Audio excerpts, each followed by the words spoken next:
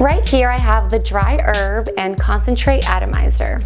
I'm going to teach you how to place each coil. There's going to be 2 extra coils in your iPhoenixx kit, one for dry herb, which is the smaller one, and the other one for concentrate, which is the larger one. First, you're going to remove the bottom chamber with the iPhoenixx logo on it.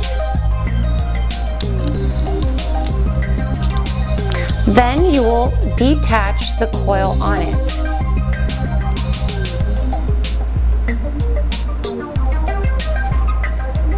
Grab your coil of choice, either concentrate or for dry herb, and twist it on.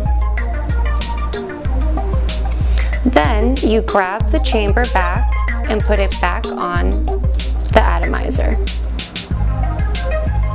And now you're ready to vape iPhoenixx style.